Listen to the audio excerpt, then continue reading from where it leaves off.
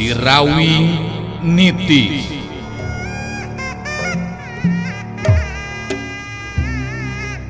Sorot panon Rasanti alias Munarsi, sakapeung galak gular giler, galak mataksieun anu borangan, sakapeung deui ciga anu melong kosong, arang ngiceup seperti jalma biasa, kitu nate lantaran aya dina pangaruhna Nini Karimun Sakti.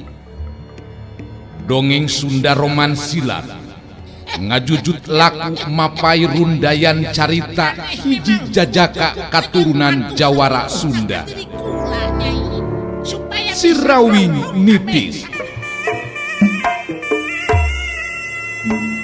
Sanca dawuk cengkat nangtung muterkeun paneuteup-na kasabudeureun eta patempatan, narik napas panjang bari ngagerendeng ngomong sorangan.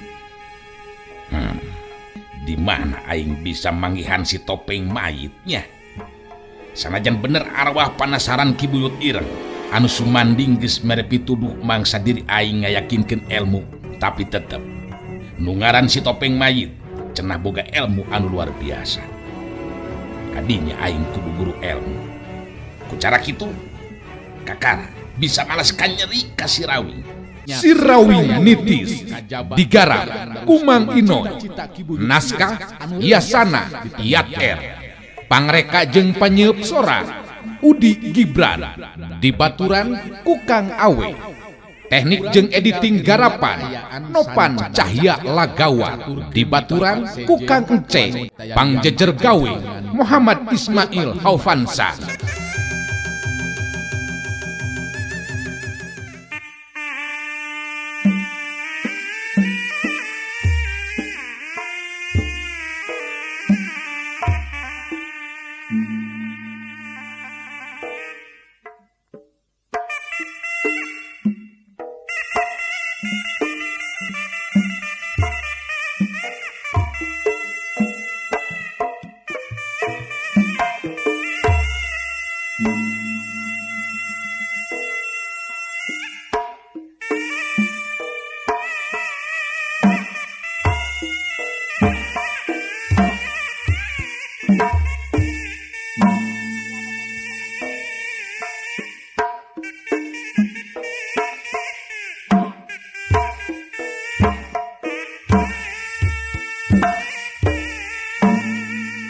Harita Wiguna mundur katukan, sedengkeun Dewi Angrum harita ngawangun pasangan bari neuteub seukeut ka Rasanti terus nyarita.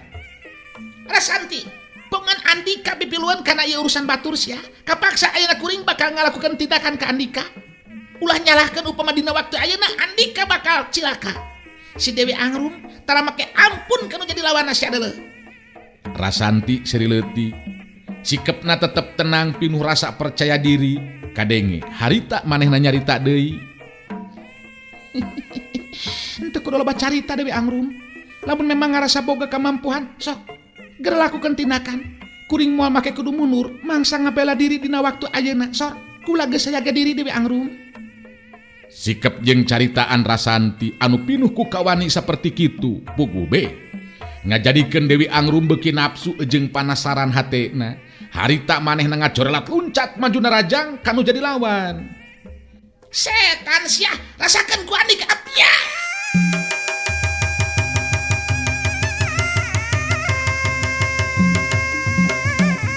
Dewi Angrum leungeun jeung sukuna meh dina waktu anu bareng harita ngalakukeun gerakan panarajangna. Tapi ngaranjuk kaget anu lain dikieuna pikeun Dewi Angrum, sabab Rasanti tetela teu bisa dianggap enteng. Buktina kecepetan gerakna dina nyingkahan datangna panarajang lawan leuwih cepet deui ngajadikeun panarajang Dewi Angrum teu keuna kana sasaran. Jelek as. Ningali kanyataan anu saperti kitu, Dewi Angrum jadi beuki panasaran hatena. Langsung harita mesat pedang mustikana, cek pikirna asa piraku manehna kudu eleh jajaten ku wanoja saperti Rasanti.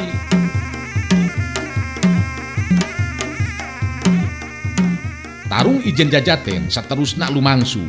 Pedang mustika dina leungeun Dewi Angrum kawila ngabahayakeun ngarah kana anggota badan lawan. Tapi Dewi Angrum beuki nambahan kakagetna.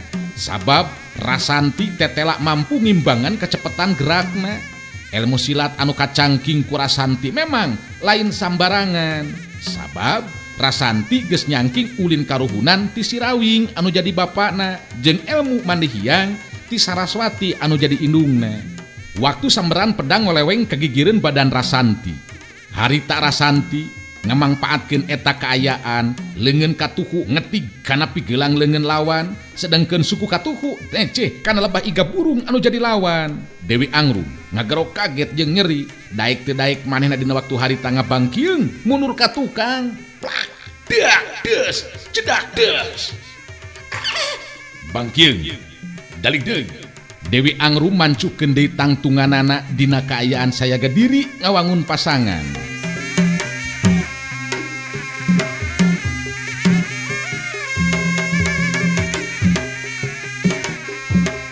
Sanca dawuk anu ngabandungan kana lumangsungna tarung kawilang kaget ningali kana eta kanyataan. Manehna henteu nyangka upama Rasanti anu nilik kana kaayaan mah jelas sahandapeun Dewi Angrum dina hal umur, tapi tetela tahapan ajen pangartina malah leuwih punjul. Sanca dawuk merhatikeun Rasanti bari ngupat dina jero hatina. Dan di jelema teh Adi sugan aing si Rasanti teu kitu tahapan ajen pangartina. Buah-buah ye Dewi Angrum bakal kasoran eleh jajaten. Pasti eleh jajaten ye kana kegelagat nama. Mun nepikeun karubuh teh kapaksa kudu aing deui bae meureunan ye anu ngaberesanana.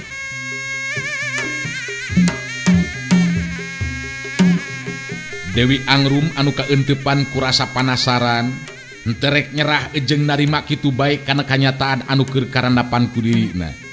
Bari ngawangun pasanganana, Dewi Angrum netep seukeut ka Rasanti bari terus nyarita. Ulah bakal ngarasa gede hate si Rasanti. Kuring can rumah saeleh jajaten ka titih pangarti sadeuleu. Nu matak ieu tarung urang teruskeun nepikeun ka salah saurang di antara urang aya anu ngabebengkang dina luhur lemah sia. Awah ti dituna, jalma anyar di dunya kajawaraan make jeung kudu ngelehkeun si Dewi Angrum. Rasanti ngan ukur imut bari terus ngawalon pondok. Nu matak sok maju deui Andika. Hade, kadahnya. Ya. Celat cilem su buk kieu. Pedang mustika dina leungeun Dewi Angrum. Harita naratas nigas rek ngarah kana beuheungna Rasanti. Tapi Rasanti tangtu be lain jalma bodoh anu bisa narima kitu bae kana samberan pedang lawan. Harita manehna ngagentak luncat, kacepetan gerakna memang di luar dugaan lawan. Gerakanana bangun anu harampang, pikeun anu kasakitu kalina panarajang lawan teu keuna kana sasaran. Huk, los.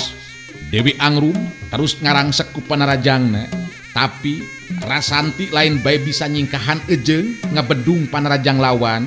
Mangsa bantro kakuatan tanaga ngaliwatan leungeun masing-masing anu dieusi ku geteran tanaga lapisan. Ngaranjug kaget Dewi Angrum sabab samberan angin atawa geter kakuatan tanaga lapisan lawan ngandung kakuatan hawa tiis anu tembus kana kulit leungeun Dewi Angrum mangsa bantro kakuatan. Plak dak geduk des. Tacan leungit kakagetna Dewi Angrum. Rasanti harita geus ngarangsek maju narajang, akhirna pedang nu aya dina cekelan Dewi Angrum lepas kabenangan ku ketigan leungeun anu jadi lawan. Anu saterusna runtuyan panarajang ti Rasanti geus teu bisa dihalangan deui jeung disingkahan deui ku Dewi Angrum keuna kana anggota badana. Kajadian anu saterusna memang geus teu bisa ditawar deui ku Dewi Angrum. Manehna ngagero kaget bari ngacengkang ka tukang terus ngabengkang maring lemah. Plak dak des ceng celak cileng su Cirebet, jebrodak, cekok, des. Wah, cengkang gemput. Kanyataan anu meh teu bisa dipercaya ku Dewi Angrum ejeng Sanca dawuh upama dina waktu harita Rasanti aya dina pihak anu unggul.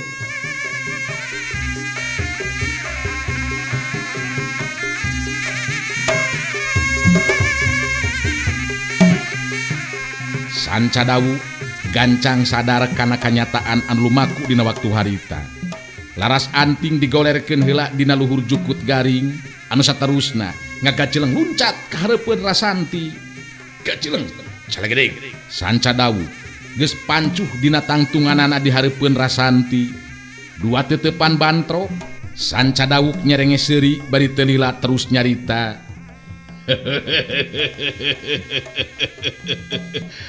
Maneh lumayan oge boga pangarti teh geningan Rasanti. Cukup hebat oge ta, cukup hebat oge. Bisa ngarubuhkeun Dewi Angru. Ayeuna kapaksa dewek anu bakal maju pikeun nindak ilaing sia. Rasanti geus bisa ngajudi. Jalma saperti Sanca dawuk memang lain ulat jalma bager. Nu matak Rasanti jadi tambah waspada. Kakara kuningali gerakanana waktu luncatna oge geus bisa kaukur ku Rasanti. Sanca dawuk memang lain lawan anu enteng. Teu kudu loba carita. Ajeng catur tanpa bukur Sanca dawuk. Tujuan kuring dina waktu ayeuna nyaeta hayang nulungan ngabebaskeun laras anting anu tanpa daya.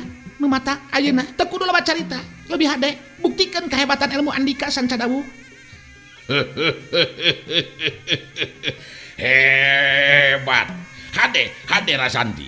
Ayeuna ku dewek bakal dibuktikan saha si Sanca dawuk. Geura tarimakeun akibat anu bakal tumiba ka diri maneh sia Rasanti. Ya, keceleng sebrut su. Sanca dawuk dina waktu harita langsung naraja ngagunakeun jurus Sanca brajana. Rasanti kabilang kaget anu lain di kieuna ningali datangna panarajang lawan anu saperti kitu. Rasanti ngimbangan panarajang lawan ku ulin karuhunan jeung ilmu mandehiang. Dirina memang teu miharep cilaka ku panarajang anu jadi lawan. Tapi Sanca dawuk sigana bae hayang buru-buru bisa ngarubuhkeun anu jadi lawan, teu matak aneh. Lamun terus ngarangsek kuruntuyan panarajangna, kapaksa Rasanti nakis jeung bendung datangna panarajang lawan. Bantrokan kakuatan tanda gelapisan ngaliwatan sapasang leungeun masing-masing. Geus teu bisa disingkahan deui. Dak keduk das. Dari deug. Rasanti anu kadorong mundur ka tukang mangsa bantrok kekuatan tanaga lapisan.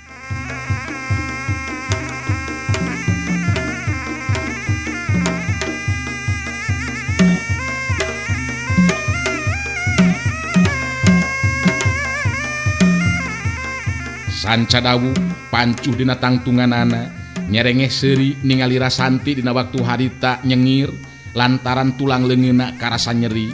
Ngahegak ngatur napasna kadenge Sanca dawuk anu nyarita.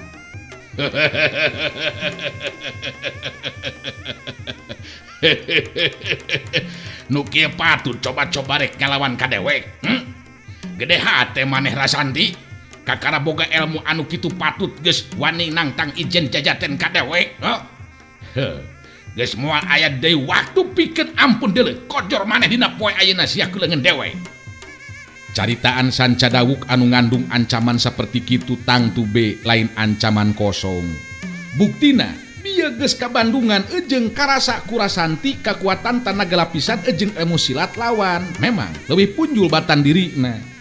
Tapi Rasanti sanajan pangawak wanoja manenah henteu ngarasa risi ku pati rempan ku ajal. Sanajan tahapan ajen pangarti Sanca dawuk leuwih hebat ejeng leuwih punjul, tetep manehna henteu ngarasa gimir. Ulah bakal sombong anjeun jeung takabur Sanca dawuk. Nu mastikeun ajalna manusia lain Andika deuleu. Kuring can ngarasa eleh jajaten, katitih pangarti dina waktu ayeuna. Hayo urang teruskeun tarung. Leuwih hade buktikeun caritaan Andika jadi kanyataan.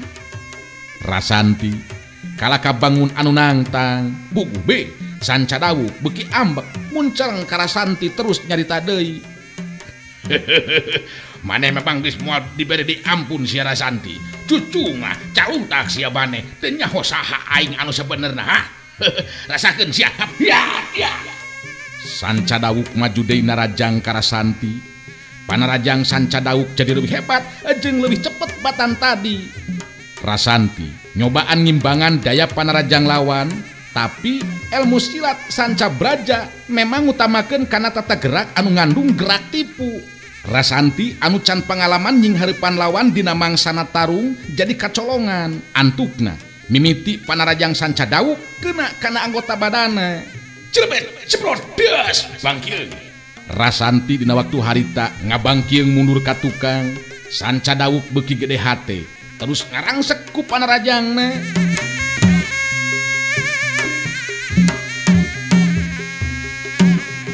Ningali kaayaan Rasanti anu kadese saperti kitu, Wiguna tangtu be teu bisa ngantep kana eta kaayaan. Wiguna harita ngagaceleng luncat milu ngabantu ka Rasanti mangsa nying hareupan anu jadi lawan. Celeng suku kiu. Wiguna narajang ka Sancadawu kapaksa Sancadawu teu jadi narajang ka Rasanti. Ningali Wiguna milu ngabantu ka dirina, Rasanti lain ato kalakah jadi salempang. Sabab bisa ngukur nepikeun ka mana tahapan ajen pangarti Wiguna. Malah ku ayana Wiguna datang ngabantu keayaan bakal leuwih ngabahayakeun kana kasalametan jiwana Wiguna. Ngegentak harita Rasanti luncat deui marengan tata gerakna Wiguna anu kakara sababaraha geprakan oge geus mimiti katingali kadese.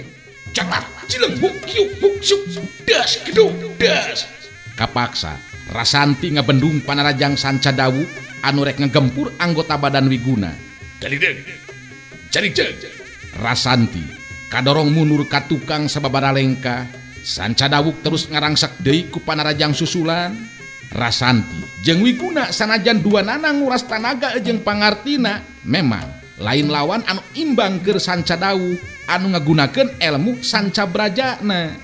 Akhirna kanyataan anu geus teu bisa disingkahan deui ku Rasanti jeung Wiguna, duanana dina waktu harita ting jarengkang pada rubuh silih susul. Cedak cebrot cerbet das kebut. Rasanti jeung Wiguna pada rubuh ting barengkang dina luhur lemah. Sancadawu pancu dina tangtunganana bari ngalenggak seuri ngumbar kasukana.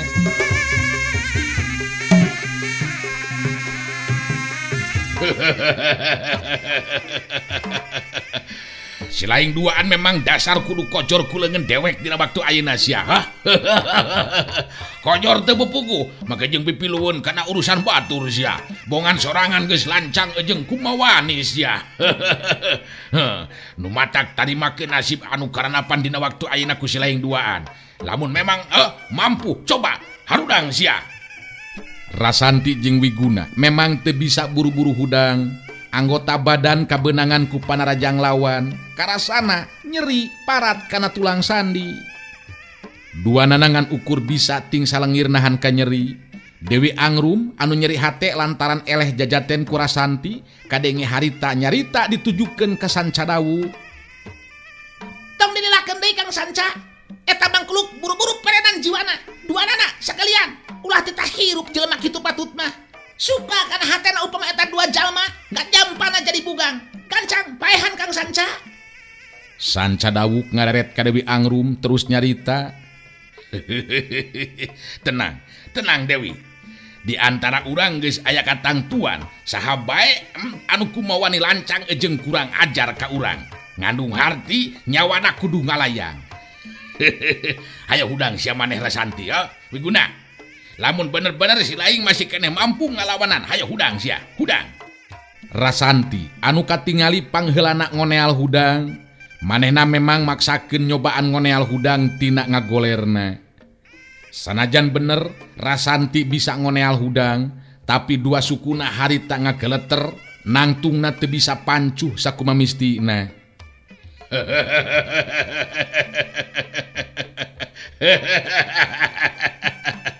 Dua suku geus ngageleter saperti kitu, masih keneh wani sia.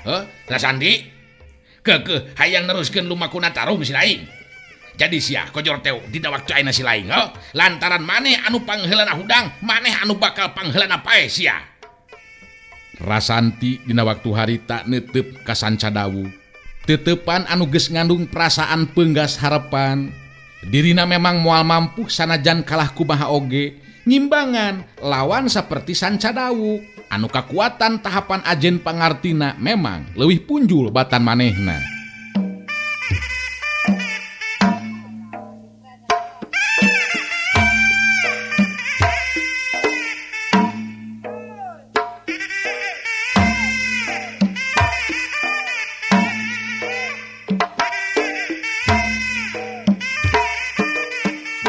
Rasanti kadenge harita nyarita lalaunan. Anjeun, memang hebat Sancadawu. Kuring rumah saka titih pangarti ku Andika.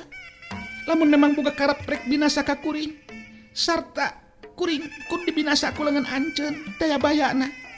Kuring memang mampu neruskeun lumakuna ieu tarung. Kuring pasrah.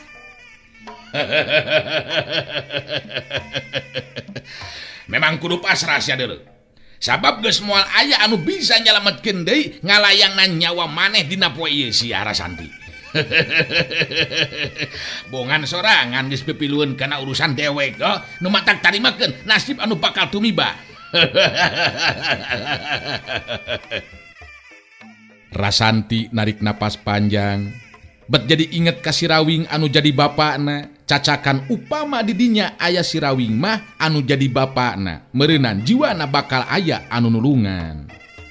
Tapi kanyataan anu ayeuna keur disingaheurepan ku dirina, kawilang kanyataan anu bener-bener pait jeung peuheur karasana, sabab dina waktu anu moal lila deui manehna bakal ninggalkeun alam pawenangan. Rasanti jadi ngomong sorangan dina jero hatena. Geus angka bakal panggih jeung kajadian anu saperti kieu. Bet kudu ajal kuleungeun jalma anu ngaran Sancadawu. Tara teuing bae inung jeung bapa aing leungiteunana. Sabab aing jeung Kang Wiguna bakal ajal jadi tumbal di ieu petempatan. Ningali Rasanti ngahulang bangun anu geus pasrah. Kadenge harita Sancadawuk nyarita deui di barung jeung seuri nandakeun hatena anu suka. Sok sia. Geura sambat indung anu ngandung bapa anu ngayuga deuleu Rasanti. Papatkeun jampe pae sia deuleu. Sakedeung deui kumaneh bakal karasa kumaha nyerina mangsa nyawa ninggalkeun raga. Bongan sorangan mani ganggu ka diri aing sia si Sancadawuk. Tong boroning maneh Rasanti sanajan dewa paribasana moal wanieun ganggu deuleu sia kadewek. Rasanti neuteup seukeut ka Sancadawuk terus nyarita. Teu kudu loba carita Sancadawuk. Lamun memang kuring kudu ajal kuleungeun Andika dina poe ieu taya bayana. Sok ngerelaksanakeun karep jeung pemaksudan Andika dina waktu ayeuna. Kuring geus sayaga pikeun nying hareupanana. Lamun kitu Rasanti, rasakeun ayeuna deuleu sia panarajang dewek anu bakal mungkas kahirupan maneh dina poe ieu. Sancadawu memang geus kilig rek ngabinasakeun Rasanti. Sedengkeun Rasanti harita geus pasrah kana nasib anu bakal tumiba ka dirina.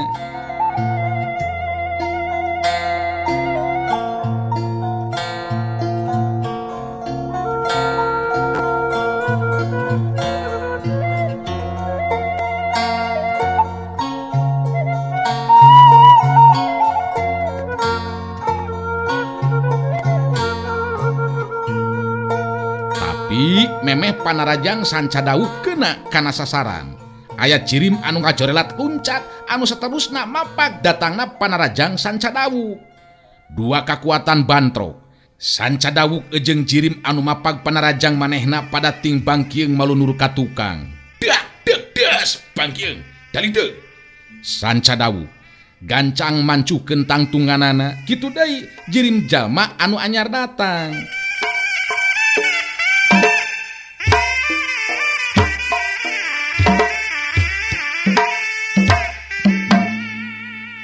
Rasanti jeung Wiguna pada ngemplong hatena sabab tetela anu datang teh geuningan Sirawing anu geus terus rasa nuturkeun Rasanti jeung Wiguna anu jadi anakna. Sirawing teu mikeun lamun anak jeung muridna jadi korban kakejeman Sancadawuk anu matak manehna datang pikeun nulungan.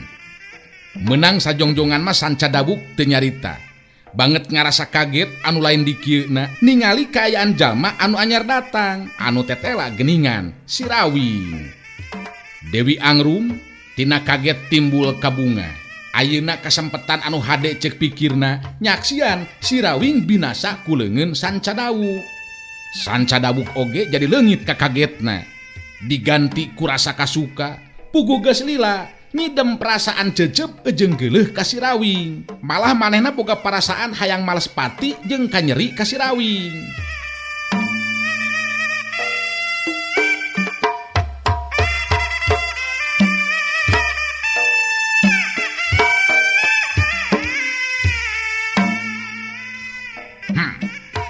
Ulah si lain geningan rawing.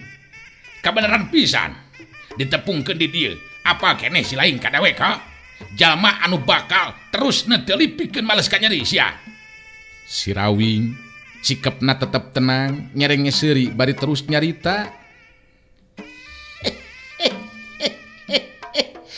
Kuring kapaksa datang. Sanca dawuk. Sabab ieu Rasanti teh anak kuring. Terus ieu wiguda murid kuring. Piraku rek dibinasaku kudu diantepkeun mah. Tah, jadi cek kuring mah geus meujeuhna. Robah tah adat jeung kalakuan teh. Bebarengan jeung Dewi Angrum ieu teh. Geus weh lah. Jadi salaki jeung pamajikan terus weh babalik pikir. Geura sadar tina lampah anu salah jeung anu sasar. Lilir nyaling ku kaeling. Kangaranan terus-terusan ngagugu nafsu mah. Ngagalur karep sakarep ingsun. Kaduhung keh geura sance, kaduhung keh sance. Nyaan, lain mamatahan ieu mah tapi ngelingan. Sanca dawuk mundelik sapasang panona muntab amarahna ningali sikap si rawing anu tenang sarta caritaan anu kalakah mapatahan. Motong make jeung ngasehatan segala rupa sia deuleu rawing. Dina waktu anu katukang bisa jadi maneh memang leuwih hebat tibatan dewek. Tapi ayeuna si Sanca dawuk montong disarwakeun jeung waktu anu katukang sia. Hutang pati bayar pati, hutang nyawa bayar nyawa. Putri Dangyang guru Dewi Angrum Ki Buyut Ireng pada ajal binasa kuleungeun maneh. Kewajiban aing ayeuna pikeun ngayakeun balitungan jeung si laing sia. Karti. Nya kaharti henteu kaharti atuh ku kuring mah Sanca dawuk. Sabab ari pamadegan kuring mah Boh Dewi Putri Dangyang guruna Dewi Angrum kitu deui Ki Buyut Ireng. Ajalna teh lain ku kuring, tapi dihukum ku lakuna didakwa ku lampahna. Manehna nyabakseuna kudu wani narimakeun panasna. Jadi ajalna teh lain lantaran laku lampah kuring anu ngabinasakeun, tapi lantaran bongan laku lampah maranehna. Jadi ulah rek nyalahkeun ka kuring, ulah rek nyalahkeun ka kuring. Jeung ulah salah ngahartikeunana. Eta dua jalma lamun teu sasar lampahna mah geus bisa dipastikeun moal make kudu ngaranapan kajadian saperti kitu. Sok tanyakeun geratah ka Ki Buyut Ireng anu di jero kuburan. Dewi Angrum anu geus teu sabar hayang geura ningali si rawing ajal binasa kuleungeun Sanca dawuk. Kadenge harita nyarita ditujukeun ka Sanca dawuk.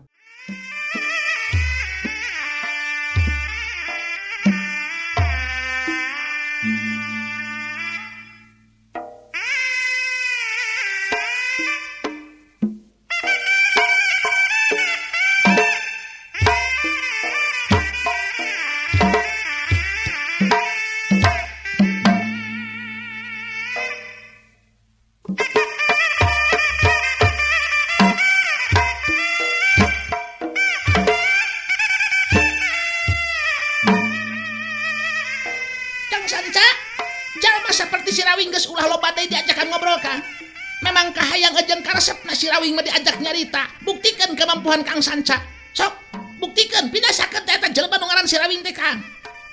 Si Rawing ngareret ka lebah Dewi Angrum bari nyerenge seuri terus nyarita deui. Nah, nepikeun ka kitu eta Dewi Angrum. Bakat ku cecep jeung geuleuh meureunan nya ka akangnya. Teu mikirkeun yen hirup akang teh aya anu boga. Henteu bisa sangeunah na dicokot kitu bae. Sabab akang oge moal cicingeun da lain tangkal sampo. Anu bisa dirabut ngan ukur ngajentul cicing bae. Nya meureunan akang teh bela pastina oge. Sanca dawuk mureleng ka si Rawing, teu lila terus nyarita deui. Nu matak, ayeuna urang buktikeun sia deuleu Rawing. silaing atawa dewek anu bakal ngabepengkang jadi bugang di patempatan. Coba-coba sia deuleu montongan ukur kalakang ngomong dewek anu bakal nganggeuskeun hirup silaing dina waktu ayeuna sia. Nya ari bisa onaman hempek teh teuing atuh eta mah. Ari bisa mah hempek teh teuing eta mah. Meureunan ieu hirup kuring teh ku anjeun sanca belewuk. Kudu ajalna dina poe ieu lamun geus tepi kana waktuna mah sanca belewuk. Ngan sugan nyawe eta karep jeung kanyataan teh bisa jadi kanyataan. Si Rawing tetep tenang. Henteu sieun ku ancaman Sanca Dawu. Sedengkeun Sanca Dawu anu geus ngarasa nyangking elmu ti Ki Buyut Ireng jadi ngarasa nguntup pikeun ngabinasakeun si Rawing. Dewi Angrum oge dina waktu harita manehna beuki gemes jeung ambek ka si Rawing anu dianggapna bangun anu teu ningali sabelah panon ka Sanca Dawu. Kang Sanca, jelema saperti si Rawing mah geus entong diajakan deui nyarita, Kang. Binasakeun ayeuna keneh, Kang. Sok gancang paredan jiwana Kang Sanca. Serok. Sanca Dawuk dina waktu harita ngalengkah maju bari jeung ngawangun pasangan. Neuteub seukeut ka si Rawing terus nyarita deui.